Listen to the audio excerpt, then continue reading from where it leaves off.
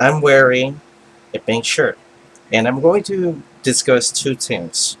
I'm late for the Mighty Number Nine fiasco, and second will be the microtransactions. But let's go to the first.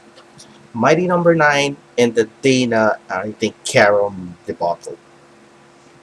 The feminism inside the video game that was supposed to be the spiritual successor of Mega Man. Mighty Number Nine.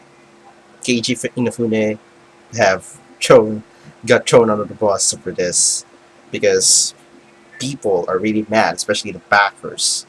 3.8 million, almost 4 million. That's a lot of money. That is the thing why concept existed because of the Kickstarter.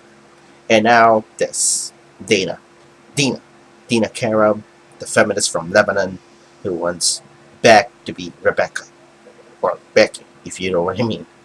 And it is really horrible. This is an example that why, this is one of the worst examples on why video games should not have, or art for that matter, not have any political agenda whatsoever, because it ruins the concept. It ruins the freedom. If you people are thinking that we should put this X agenda, this political agenda, to make things better, to make games better, to make artistic artistic works better. No, I don't think any political matter will improve anything.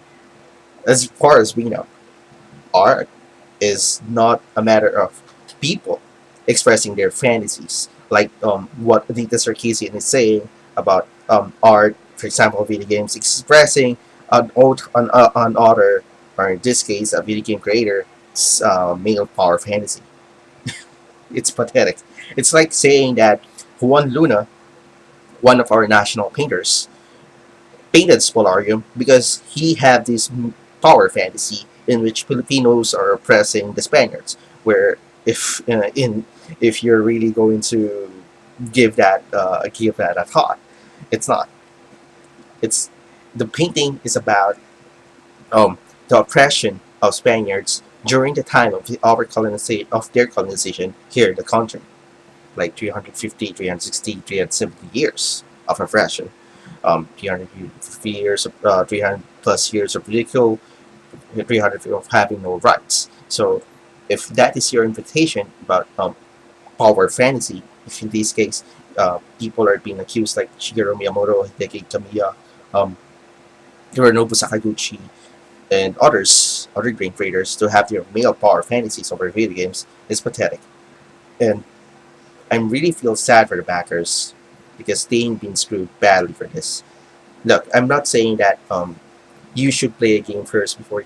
At least if you're going to enter an industry, going to enter a company which you have no knowledge with, you have no knowledge whatsoever. At least do your research because I don't know much about Dungeons and Dragons, but I know some of the basics, and that is why a friend of mine who is actually running a school on Dungeons and Dragons is teaching me the ropes and actually getting me on things because I am currently doing the draft for my own RPG. But that's for another call. For the Mighty Number Nine supporters, you have the call on this. You have the power to pull the plug. You can just take away the game, take away your support because you donated to this. You made their jobs possible. You made Dina's job possible, even though it's via nepotism, just by sleeping on by having sex and being a hooker on to some people on concept. You have the power to fire her. You gave their jobs in the first place. That's all. The second will be microtransactions. I was inspired by BBC on this because, yeah, I'm sure I'm already aware of the ludicrous DLCs of the game studios like Capcom, EA, and it's kind of like MMO or RPG.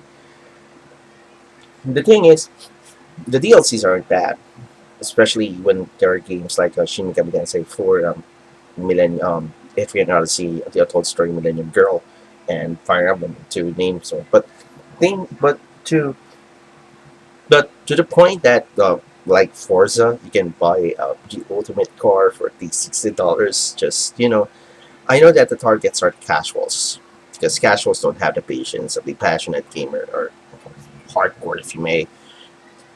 But the thing is, um, never give everything on the silver platter because it's going to ruin the business. It's not just going to ruin the titles; it's going to ruin the business, the game studios in general, because they're making lives easy.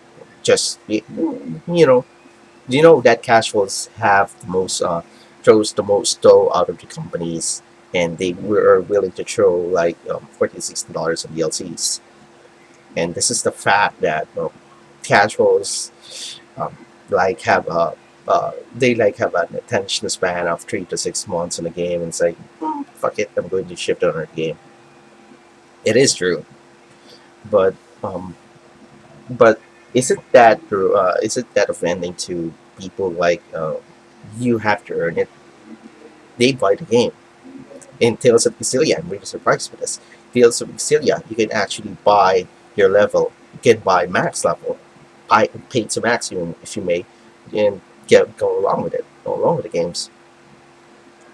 It's ridiculous. Where's the hard work when you need it? I'm not against DLCs, and I'm just against really ridiculous DLCs that never give a bang on your buck. Just all I'm saying, because as a gamer and mostly most importantly as a consumer, you need to at least be smart, and these are the things that aren't smart. Not just for not for the gamers, but the game studios, because they're spoon feeding these casuals on the times like they really don't. They have to be taught to earn things. The it's been laid on a pattern, and man, I'm just surprised by it. I'm really I, mind blown. Oh my god! If that's the case, well, game studios, you have to turn your games into or MMORPGs and market into Asia, because what you're doing is an MMORPG like a business plan. I'm just saying, because here in Asia, MMORPGs are rampant, and you can have an advantage when you buy things like additional experience, etc. You can dig and market it here, but for the people who plays on consoles on PC, these games that are ported on PC, have some consideration. If you're going to do that, just turn your game into an MMORPG. That is all. Anyway, drop a comment there, send a PM there, and I'm going to drop my Skype ID there as well. Sorry for that. It's just I really need to calm down. I'm not Boogie. I'm not BBC. I'm not Shokyo. That is all. Anyway, I'm Homer, and you need to at least be smart.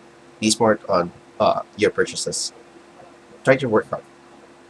Work hard brings the bacon.